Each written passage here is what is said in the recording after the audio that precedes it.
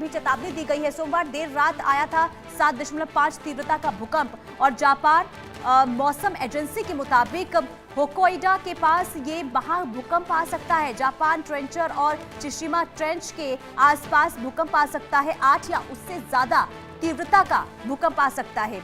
Hokkaido से लेकर Chiba prefecture तक एडवाइजरी जारी कर दी गई है। खाना और पानी जैसे जरूरी सामान के साथ तैयार रहने को भी कहा गया है। अधिकारियों के निकलने के लिए भी रास्ते खोजने की अपील अब कर दी गई है। यानी देखिए, जापान में कल 7.5 तीव्रता का भूकंप आया था और इसके बाद पहले से ही वैज्ञानिकों की तरफ से ये कहा गया कि भूकंप आने की संभावना आगे भी है और ऐसे में अब अलर्ट मोड पर रहने के लिए कहा गया है और महाभूकंप को लेकर चेतावनी जारी कर दी गई है। और इसे आप इस तरीके से समझ सकते हैं कि अब एडवाइजरी जारी कर दी गई है और यह कहा गया है कि खाने पीने की व्यवस्था पहले से कर ली जाए और अधिकारियों के निकलने के लिए जो रास्ते हैं वो पहले से तैयार कर लिए जाए, या फिर कोई भी अगर आपात स्थिति होती है तो तुरंत कैसे इन हालातों से निपटा जाए। और आप सोचिए, 8 से ज्यादा तीव्रता का भूकंप आने का अनुमान जताया गया है और इसलिए होक्काइडो से लेकर चिबा तक अब एडवाइजरी जारी कर दी गई है। और कल हमने देखा था जब 7.5 तीव्रता का भूकंप जापान में आया था,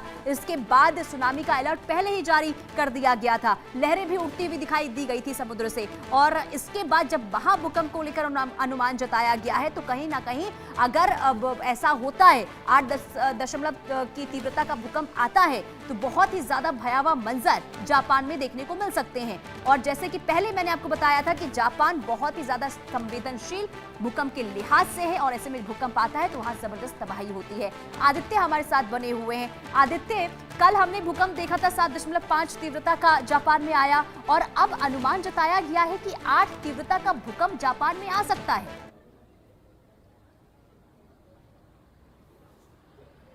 आदित्य, आपकी आवाज हम तक नहीं पहुंच रही है।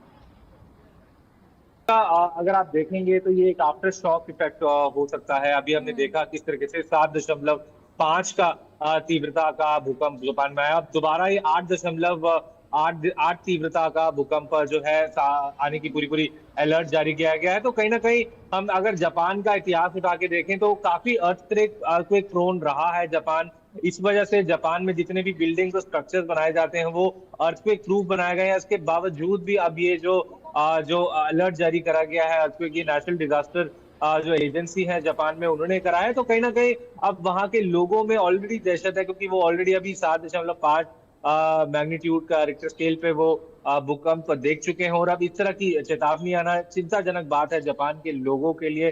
खासिया अरेंजमेंट करे जा रहे हैं कि कैसे और खाना पानी जो है इकट्ठा कर सकें, क्योंकि डिजास्टर के समय काफी जो है एक इस तरह से डिसरप्शन पूरी तरीके से आ जाता है। और देखने वाली बात होगी, हालांकि सारी जो वो प्रोविजंस हैं वो नेशनल डिजास्टर मैनेजमेंट अथॉरिटी जो जापान की है वो लिए जा रहे हैं, पूरे प्रबंध करे जा रहे हैं। लेकिन अब देखने वाली बात होगी कि कितना जापान दोबारा से प्रिपेयर्ड है, क्योंकि एक के बाद एक भूकंप आना किसी भी देश के लिए बहुत ज्यादा हानिकारक हो सकता है। लेकिन देखने वाली बात होगी किस तरीके से जापान जो है इससे निपटने के में सक्षम रहता है। और आदित्य, क्योंकि अगर हम पुराने आंकड़ों को देखें, यानी कि जब 7 से ज्यादा की तीव्रता का भूकंप जापान में आया है तो भारी तबाही वहां पर हुई है, लाखों लोगों की जान भी गई है। ऐसे में अगर अब अनुमान 8 तीव्रता का भूकंप को लेकर जताया गया है तो तैयारी भी उसी स्तर पर होनी चाहिए। और ऐसे में क्या वहां पर कितने व्यापक तौर पर तैयारी वहां की सरकार प्रशासन इस वक्त करती हुई नजर आ रही है? जी बिल्कुल, 8 कोई भी भूकंप जो होता है अगर 7 से ज्यादा का हो तो कहीं ना कहीं एक जान माल को बहुत ज्यादा रिस्क होने की खतरा बना रहता है। और उसी के मुताबिक ही अब जो जापान की अथॉरिटीज है, कंसर्न अथॉरिटीज है, वो पूरे स्टेप्स ले रहे हैं कि किसी तरीके से पूरे फुल प्रूफ अरेंजमेंट्स करे जाए कि जो 7.5 का अर्थक्वेक आया है उसकी तरह से दोबारा से वो स्थिति ना पैदा हो। और कहीं ना कहीं सारी जो लोगों को आगाह करा जा रहा है कि क्या प्रिकॉशनरी मेजर्स लें, लोग ज्यादा घर से बाहर न निकले क्योंकि आउटडोर में एक तरह से खतरा बना रहता है। तो कहीं ना कहीं पूरी तैयारी जोरों शोरों में है जापान में कि ताकि इस अर्थक्वेक से अगर ये 8 रिक्टर स्केल का अर्थक्वेक आता है तो किस तरीके से पूरे चौकसी प्रबंध हो जिससे कि जापान निपट पाए। जी और कई सुनीता। बड़े भूकंप का दंश देखिए जापान झेल चुका है। 2000 अगर हम 24 की यानी कि पिछले साल की बात करें उस वक्त 600 लोगों की जान गई थी। और 2011 की अगर हम बात करते हैं तो उस समय देखिए आदित्य जो है लाखों लोगों की जान गई थी और उस वक्त 7.2 तीव्रता का भूकंप आया था। और इसके अलावा भी कई और ऐसे साल हैं, अगर उसके उठाकर देखें तो जापान में अगर भूकंप आता है तो तबाही बहुत जबरदस्त तरीके से होती है। तो उससे पहले अब वहां पर अलर्ट के साथ साथ जरूरी ये भी हो जाता है कि कैसे इन तमाम चुनौतियों से पहले ही निपटा जाए ताकि नुकसान जापान का ना हो और खास करके जो वहां के लोग हैं उन्हें किसी भी तरीके से अब कोई नुकसान की खबर उनको लेकर सामने ना आए।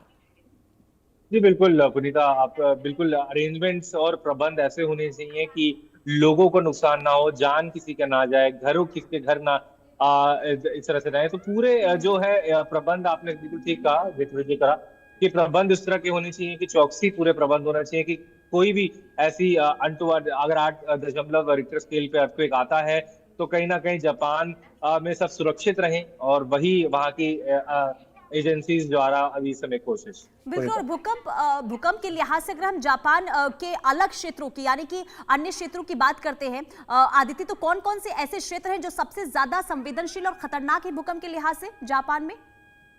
जी बिल्कुल, अगर हम जापान की राजधानी की बात माने, टोक्यो भी एक एक्टिव सीस्मिक जोन में आता है, और कुछ अन्य तमाम जापान के ऐसे प्रोविंस हैं जो काफी एक्टिव सीस्मिक जोन्स में आते हैं। और सीस्मोलॉजिस्ट एक तरीके से अब जब इतना ऐसा जो अलर्ट जारी हुआ है दोबारा 8 तीव्रता के भूकंप का, तो कहीं ना कहीं सीस्मोलॉजिस्ट भी इस बात को इस चीज में लग गए हैं कि किस तरीके से एक पैटर्न को समझें कि क्यों जापान में इतना ज्यादा टेक्टोनिक प्लेट्स का मूवमेंट हो रहा है, जिससे अर्थक्वेक बारंबार ठीक वहां है। आते हैं। वो एक एपिसेंटर रहा है, ठीक है तो देखने आदित्य, वाली बात है। बहुत शुक्रिया तमाम जानकारी देने के लिए।